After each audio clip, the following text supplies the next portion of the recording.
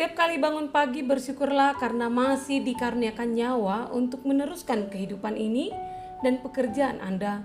Dan awalilah rasa syukur itu dengan merenungkan firman Tuhan. Kita berdoa.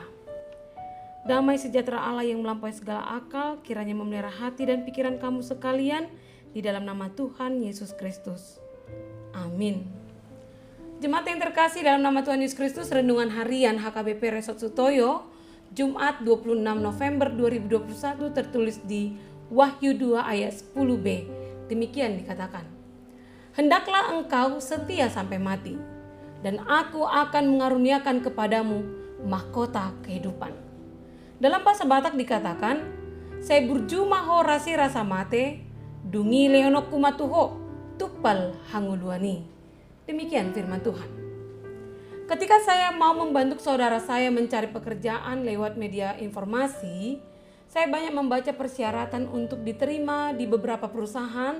Selain pintar dan berpenampilan dan juga terampil, mereka juga mencari orang yang setia. Demikian juga setelah saya menjadi pendeta. Banyak pemuda-pemudi yang minta didoakan agar dipertemukan Tuhan dengan jodoh pria atau wanita yang setia. Kenapa kesetiaan menjadi persyaratan ya? Menurut Kamus Besar Bahasa Indonesia, setia berarti berpegang teguh, patuh atau taat, tetap dan teguh hatinya. Oleh karena itu, sangat dibutuhkan sikap yang setia untuk menjalin hubungan yang konstan atau yang tak berubah walaupun keadaan akan berubah. Jemaat Tuhan, ternyata bukan hanya perusahaan atau pasangan saja yang mencari orang yang setia. Tuhan juga mencari orang yang setia padanya.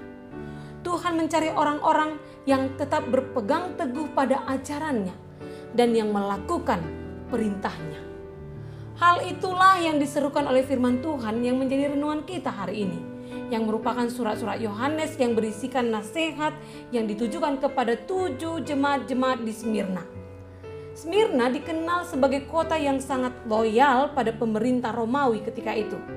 Sebaliknya, orang-orang Kristen di kota itu mengalami kesulitan secara ekonomi dan berbagai macam derita karena mereka menolak untuk setia dan loyal kepada kaisar.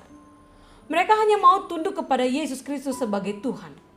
Oleh karena itu, Yohanes memberi dukungan semangat dengan nasihat-nasihatnya. Dia berkata, "Hendaklah engkau setia sampai mati, dan aku akan mengaruniakan kepadamu mahkota kehidupan." Kata setia diikuti dengan kata mati, yang artinya kesetiaan itu akan teruji setelah kita mati. Kita tidak dapat dikatakan setia pada pertengahan hidup kita atau 3/4 kehidupan kita. Kesetiaan itu hanya terlihat hingga akhir hidup ini.